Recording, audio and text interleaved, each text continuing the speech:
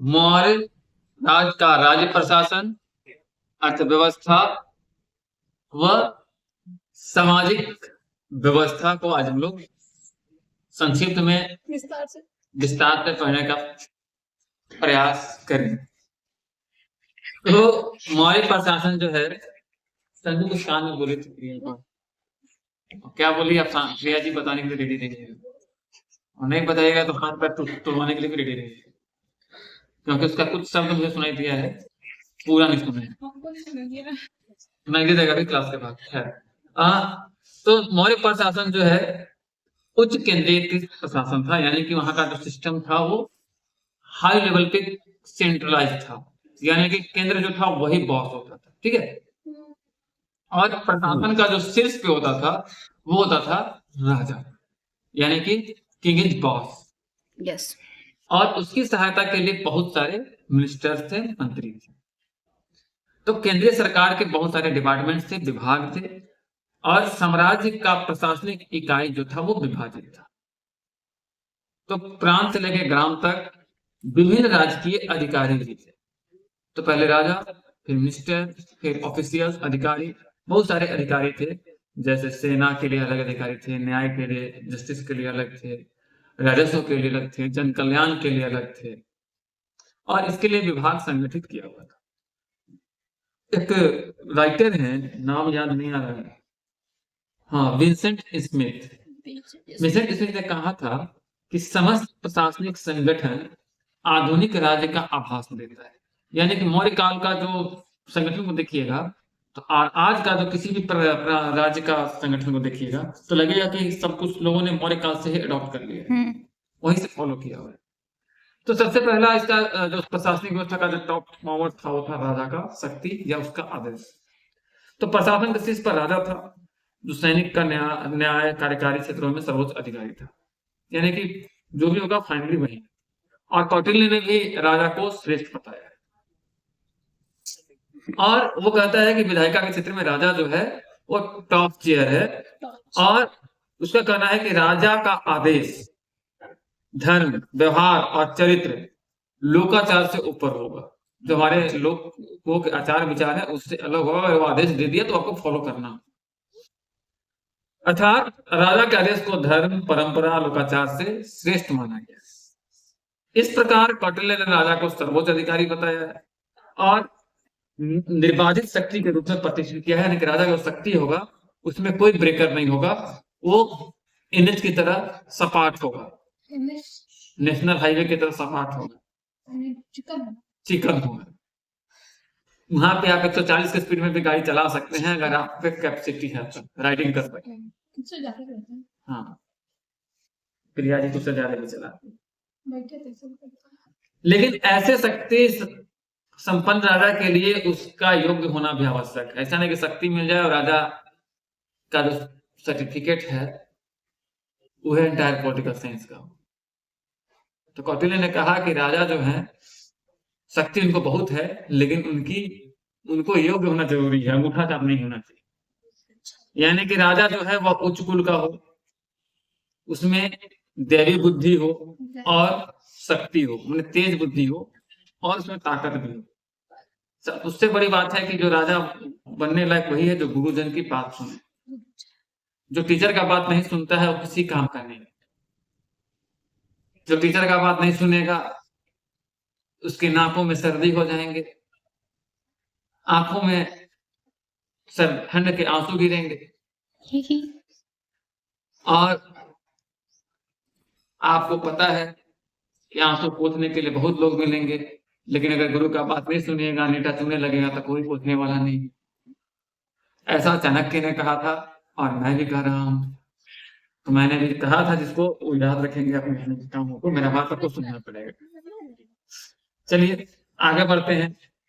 पहला तो गुरु का बात सुनने वाला होना चाहिए, दूसरा है कि वो धार्मिक होना चाहिए, यानी कि सत्यभाषी होना चाहिए, सच्चे बोलने वाला होना चाहिए, तो झूठ नहीं बोलना है। तीसरा है कि परस्पर विरोधी बातों से अलग होना चाहिए, जो बोल दिए वो एक्सेप्ट कर लीजिए कि हाँ बोल दिए। बार बार ये नहीं कहना चाहिए कि हम नहीं बोले थे सर। हाँ। लक्ष्य जो है हमेशा उच्च होना चाहिए, बड़ा होना चाहिए। और अति उत्साही होना चाहिए। उत्साह में कोई, एनर्जी में कोई कमी नहीं होनी चाहिए।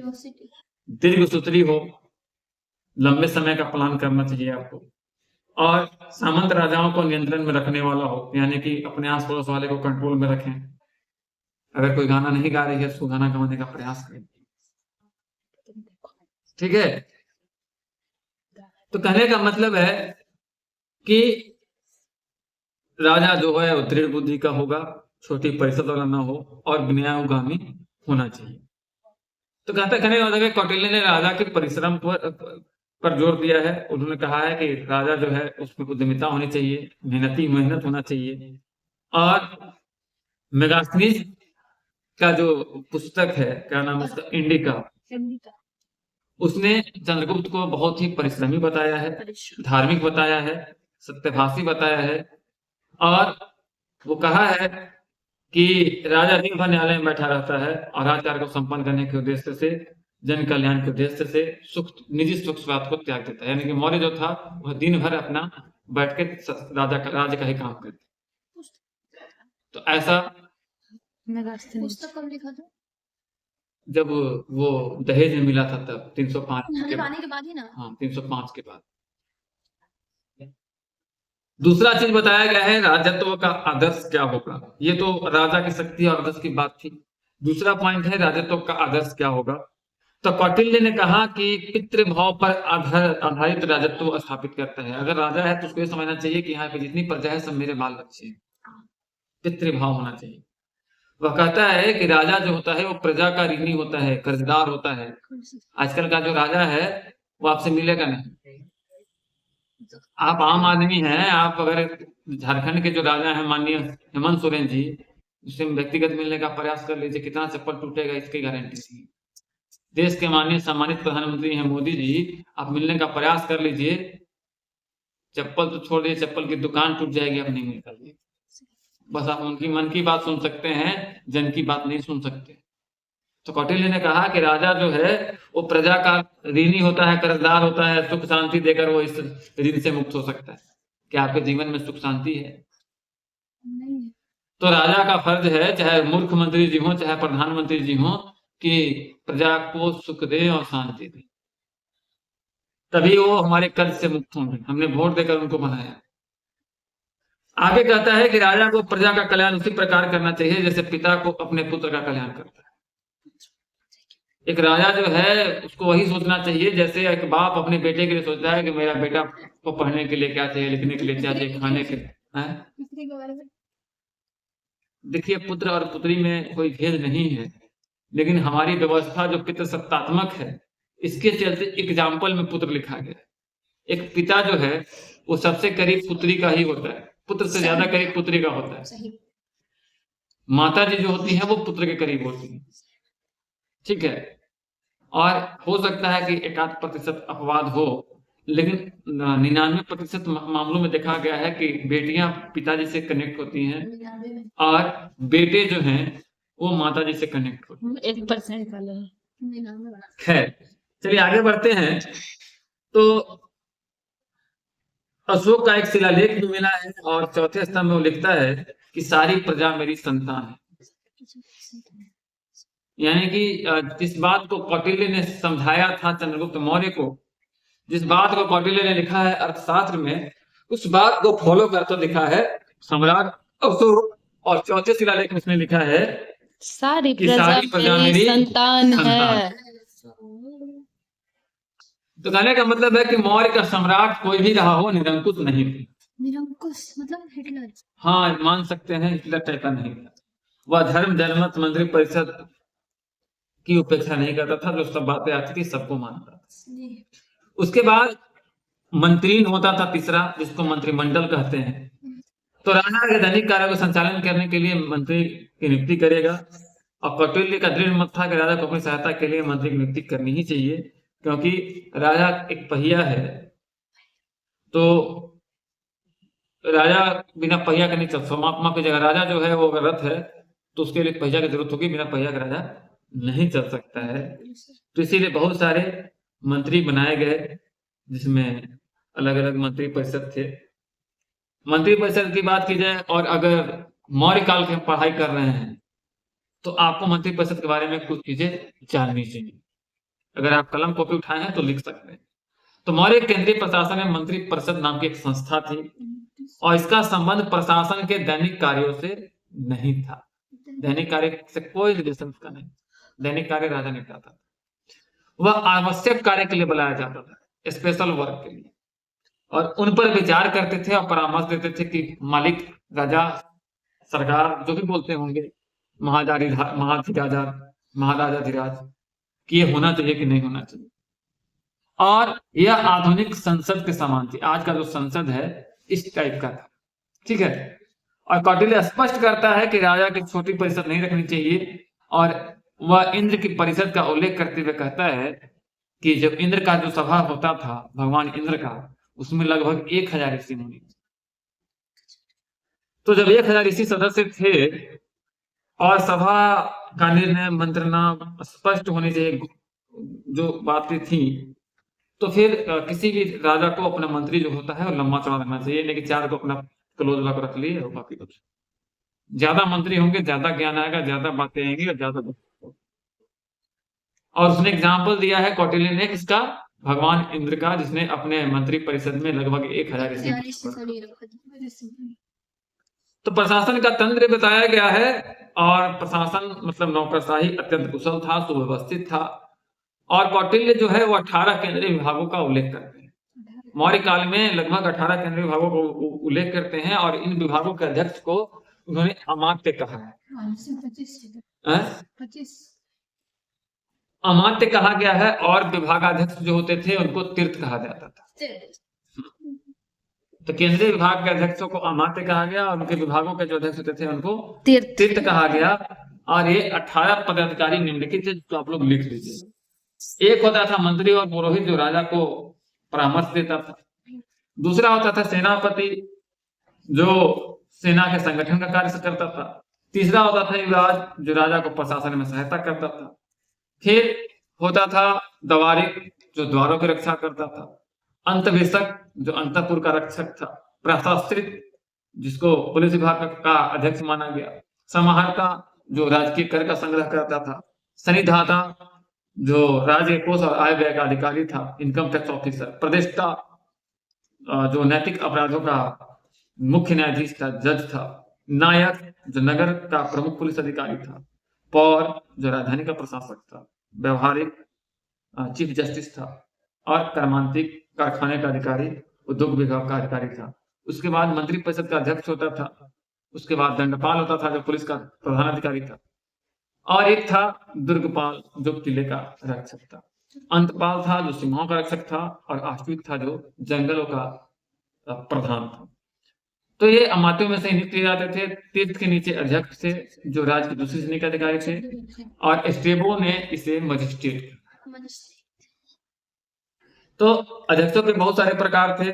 कोष थे, आकर थे, लौह थे, लक्षण थे, ढालने का विभाग था, लवन था, स्वर्ण कोषागार था, पन्ने था, कुप्य था, सूत्र था, शुल्क था, मान था, पौतव था, सूरा था, पुद्रा था, विविध था, चारागाह था, धूत था, बंधनागार था, मवेशी था। लगभग 25 से अधिक विभाग जो थे वो अलग से थे, जिसको हम लोग उप विभाग के नाम से कहते हैं। प्रांतों का प्रशासन किया जाए तो मौर्य प्रशासन साम्राज्य था वो प्रांतों में विभाजित था, और प्रांतों को कहा जाता था चक्र। प्रांतों को क्या कहा जाता था मौर्य काल में? चक्र कहा जाता था। और प्रांत को शासन करने के लिए राजवंश के सदस्यों को नियुक्त किया जाता था, यानी कि जो राजा के पारिवारिक सदस्य होते थे उन्हीं को नियुक्त किया जाता था। उनको कहा जाता था कुमार। लंबी जा रही है क्या? लंबी जा रही है? नहीं ना, नहीं तो पार्ट 2 कर लेंगे, कोई दिक्कत नहीं। तो उनको कहा जाता था कुमार।